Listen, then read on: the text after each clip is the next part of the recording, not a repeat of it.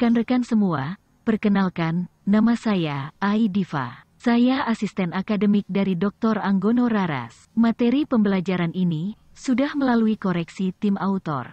Jangan lupa subscribe, komen, dan bagikan. Selamat menyaksikan, semoga bermanfaat. Rekan-rekan semua, model manajemen strategi merupakan langkah awal yang terbaik yang dapat dilakukan oleh seorang manajer yang akan mengembangkan pengetahuannya dalam bidang manajemen strategi. Secara umum, manajemen strategi adalah ilmu untuk perencanaan perusahaan dalam jangka panjang. Perusahaan didirikan tentunya tidak untuk kegiatan jangka pendek saja. Perusahaan yang direncanakan dengan baik, maka akan berumur panjang. Untuk dapat berpikir secara strategis, maka perlu mendapatkan pelatihan tentang manajemen strategi. Langkah pertama belajar manajemen strategi adalah menentukan model bisnis dari sebuah perusahaan.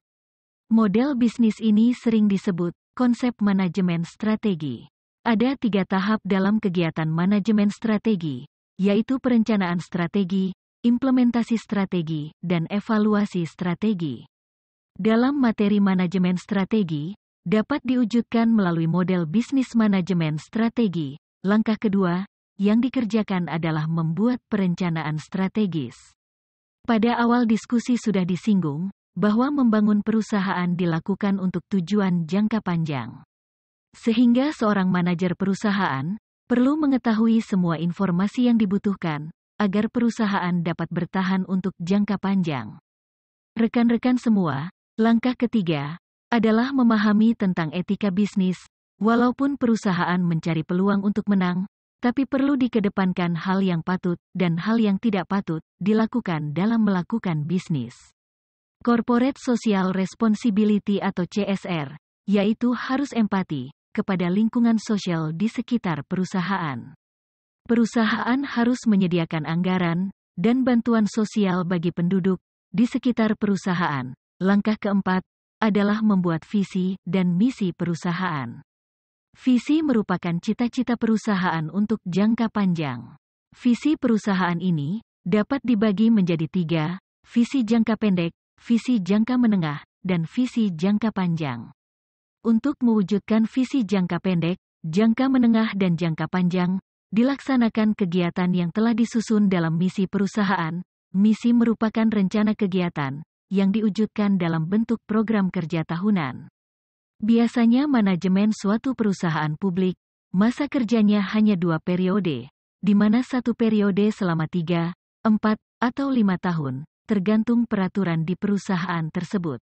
Kondisi ini menyebabkan manajemen, dalam menyusun program, memprioritaskan kegiatan yang minimal risikonya, dan yang bersifat mercusuar. Rekan-rekan semua, langkah kelima adalah lingkungan internal perusahaan.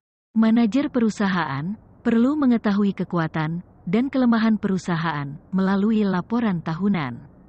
Manajer perusahaan, dengan membaca laporan tahunan, akan memperoleh informasi tentang kondisi keuangan, sumber daya manusia, dan fasilitas perusahaan dalam rangka mendukung operasional. Langkah keenam adalah lingkungan eksternal di luar perusahaan. Manajer perusahaan perlu mengetahui peluang dan ancaman pesaing melalui informasi formal dari sosial media dan informasi dari laporan karyawan yang bertugas di bidang tersebut. Informasi tentang pesaing dan lingkungan eksternal lainnya sebagai bahan informasi yang bermanfaat untuk menentukan langkah selanjutnya. Langkah ketujuh adalah melakukan analisis terhadap lingkungan internal, yaitu kekuatan dan kelemahan perusahaan, dan lingkungan eksternal, yaitu peluang dan ancaman pesaing yang mungkin akan terjadi. Analisis ini biasanya dapat digunakan menggunakan analisis diagram SWOT. Rekan-rekan semua, langkah ke-8, analisis tentang keuangan perusahaan melalui diagram Boston Consulting Group atau BCG. Kondisi keuangan perusahaan dapat diketahui pada posisi tanda tanya, bintang, sapi perah, atau anjing penjaga. Sedangkan langkah ke-9 adalah mengetahui posisi produk di pasar dibandingkan dengan pesaing. Alat yang digunakan adalah diagram General Electric atau GE diagram. Selanjutnya langkah ke-10 dan langkah ke-11 merupakan bagian dari implementasi strategi. Pada langkah ke-10, adalah penyusunan program kerja. Sedangkan langkah ke-11, adalah penyusunan anggaran dan prosedur kerja. Langkah ke-12, adalah melakukan evaluasi strategi, yang telah dikerjakan pada langkah-langkah sebelumnya.